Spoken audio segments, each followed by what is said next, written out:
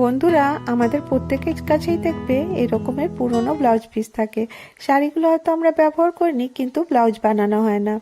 আজকে দেখো আমি যে ব্লাউজ পিসটা নিয়েছি, এই ব্লাউজ পিসটার কোয়ালিটিটা কিন্তু তেমন ভালো না, সেই জন্য এই ব্লাউজটা আমি বানাইনি। তো আজকে আমি এই ব্লাউজ পিস দিয়ে তোমাদের সাথে একটা আইডিয়া শেয়ার করব। আশা করব আজকের আইডিয়াটা তোমাদের খুব ভালো লাগবে।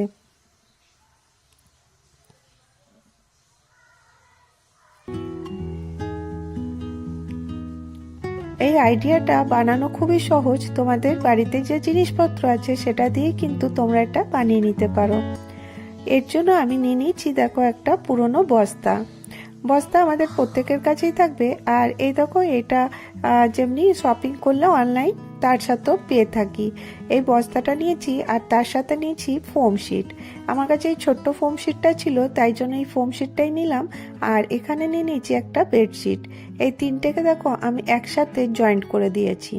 তো এটা আমি একটা ডোরম্যাট বা ফ্লোরম্যাট সেট টাইপেরই বানাচ্ছি। একটা আসন যত বড় হয়, তোমরা চাইলে কিন্তু এর থেকে বড় সাইজের বানাতে পারো। আর এখানে নিয়ে নিয়েছি এই যে ব্লাউজের পিসটা আমি এর উপরে এইভাবে রাখবো। আর চারদিকটা একটু বেশি কাপড় নিয়ে কাট করে আর জয়েন্ট করে নেব। তো দেখো এইভাবে রেখে জয়েন্ট করে নিয়ে চলে এসেছি। এটা দেখো এইভাবে জয়েন্ট হয়ে গেছে। এখানে আমি এবারে এটার একটা মেজারমেন্ট নেব। কিভাবে নেব দেখো, প্রথমে এটাকে এইভাবে ফোল্ড করে নেব আর এইভাবে 4 ফোল্ড করব। আর ঠিক এর মাঝখানে একটা পয়েন্ট দিয়ে দেব।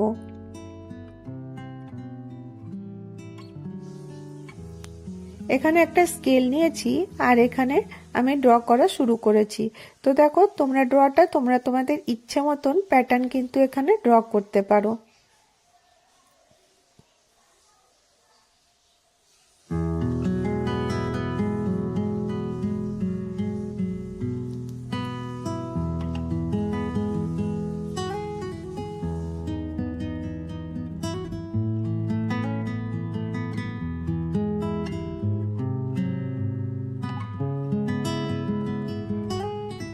এইভাবে দেখো স্কেল দিয়ে বা এরকম নর্মাল হাত দিয়েও তোমরা কিন্তু এটা টেনে নিতে পারো।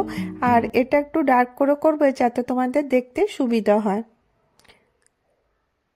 তো দেখো আমি এরকমের একটা প্যাটার্ন ড্র করে নিয়েছি। খুব ইজি, তোমরা ইজিলি এটা করতে পারো, কিন্তু দেখবে এটা হওয়ার পরে দেখতে অনেকটা সুন্দর লাগে।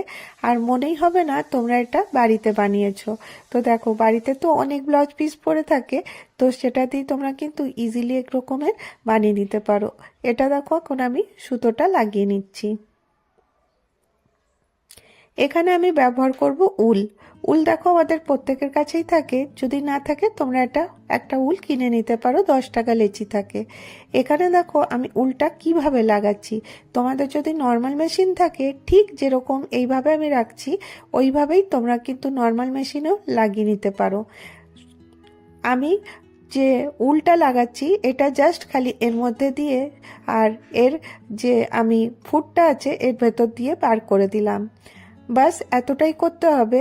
আর তোমাদের কোনো টেনশন নেওয়ার দরকার নেই, এটা কিন্তু সুতোর সাথে সেলাই হতে থাকবে। খুব সুন্দর লাগে, তোমরা করে দেখতে পারো। আর এটা কতটা সহজ না করলে বুঝতে পারবে না।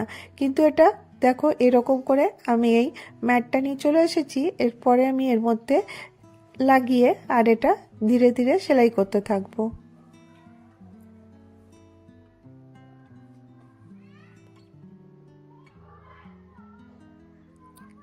এইভাবে যখন একটু এগিয়ে যাবে, তো দেখো আমি উলটা কিভাবে আগে করে নিচ্ছি। এইভাবে দেখো উলটাকে এরকম হাত দিয়ে আঙুল দিয়ে টানলেই কিন্তু এটা আগে আগে আসতে থাকবে।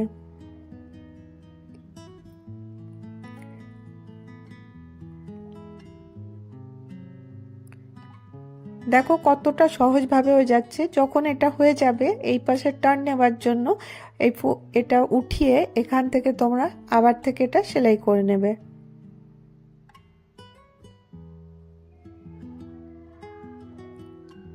এই প্যাটার্নটা দেখতে কিন্তু খুব সুন্দর হয়। আর দেখো উলটা লাগাবার জন্য এটা দেখতে এতটা ভালো হবে যে তোমরা পুরোটা যখন করবে তখন বুঝতে পারবে এটা কতটা সুন্দর লাগছে।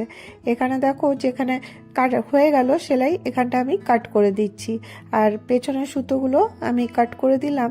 তো আবার দেখিয়ে দিই তোমাদেরকে কিভাবে লাগালাম। জাস্ট খালি এইভাবে নিয়ে এর ভেতর থেকে এর মধ্যে দিয়ে ঢুকিয়ে দিতে হবে, আর তোমাদের যেখানে তোমরা সেলাই করতে চাও ওটা এইভাবে সেলাই করতে থাকবে। উলটা দেখো এই পাশে আছে, আমরা টানবো যখন উলটা ইজিলি কিন্তু হাতে আসতে থাকবে।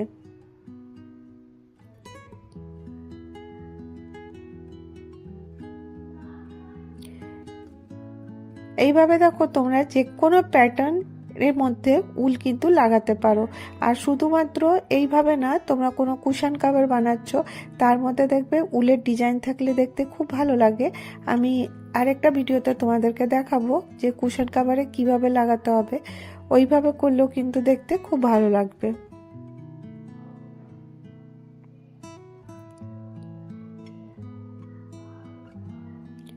এইভাবে দেখো পুরোটা আমি করে নিয়েছি। এটা কিন্তু 10 থেকে 15 মিনিটের মধ্যেই তোমরা কিন্তু সুন্দর করে নিতে পারবে। আর কতটা সহজ, যতক্ষণ না করবে বুঝতে পারবে না। আর এর প্যাটার্নটা হওয়ার পরে এতটা সুন্দর লাগছিল দেখতে, মনেই হচ্ছে না এটা আমরা মেশিন দিয়ে এরকম করে উল লাগানো যেতে পারে।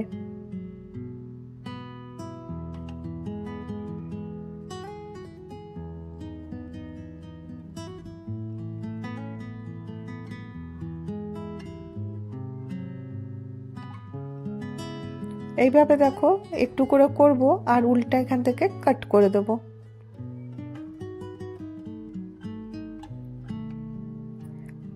ফাইনালি দেখো এটা পুরোটা আমি করে নিয়েছি। আর প্যাটার্ন আমি বললাম তোমরা অন্য প্যাটার্ন চাইলেও করতে পারো।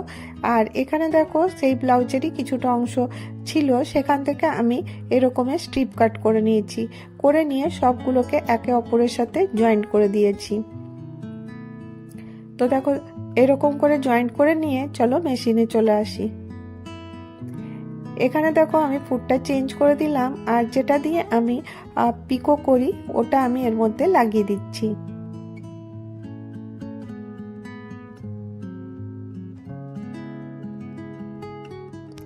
এবার দেখো এটার ইয়েটাও চেঞ্জ করে দিলাম। এতে ছিল ওটা আমি সিতে করে দিলাম, আর এখানে 4-এ করে দিলাম। এবারে দেখো এটা আমায় ইজিলি এর মধ্যে পিকো হয়ে যাবে, কারণ এর থেকে যখন সুতোগুলো বেরোতে থাকে তো তখন এটা কিন্তু ভালো লাগবে না। এইভাবে 2 পাশটাতেই আমি পিকো করে দেবো। পিকো করে দিলে সুতোগুলো আর বেরোবে না।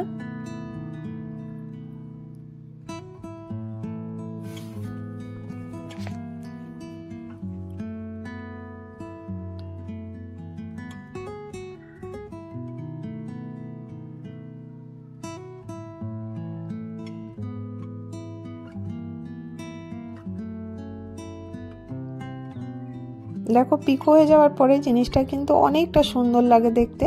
2 পাশটাতেই আমি পিকো কমপ্লিট করে দিয়েছি। এবারে আর কিছুই করতে হবে না, এইভাবে ম্যাটটা নিয়ে নেবে আর এখানে ফ্রিল দেওয়া শুরু করবে। জাস্ট এইভাবে রাখবে আর একটু একটু কাপড় দিয়ে ফ্রিল দেওয়া শুরু করছি। তো দেখো ফ্রিল লাগাবার পরে এটা কতটা ভালো লাগছে। এইভাবে দেখো একটু একটু করে আমি এই পাশে নিতে থাকবো আর এরকম করে সেলাই করতে থাকবো।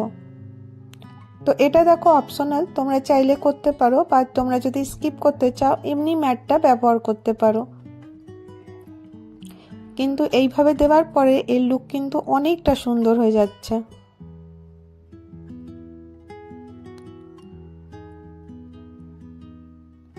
এইভাবে তোমাদের কাছে যদি কোনো কালারফুল কাপড় থাকে সেগুলোকে ফেলে না রেখে এইভাবে তোমরা বানাতে পারো, আর এটা মাল্টিপারপাস ইউজ করতে পারো। তো দেখো এটা তোমরা টেবিল ম্যাট হিসাবে ব্যবহার করতে পারো, ফ্লোর ম্যাট হিসাবে ব্যবহার করতে পারো, বা বড় সাইজের বানিয়ে কার্পেটের মতনও ব্যবহার করে যেতে পারে, বা এটা আসন হিসাবেও ব্যবহার করতে পারো। তো খুব সিম্পলভাবে তোমরা কিন্তু এটা ব্যবহার করবে বা ইউজ করতে পারো। আর দেখো কতটা লুক ভালো হয়েছে, আর দেখো বানাতে একটুও সময় লাগলো না। এবার এর মধ্যে একটা ফুলদানি রাখলাম, দেখতে কেমন লাগছে। আর আজকের এই ছোট্ট আইডিয়াটা তোমাদের কেমন লাগলো জানাতে ভুলো না। যদি তোমাদেরকে ভিডিওটা ভালো লেগে থাকে তাহলে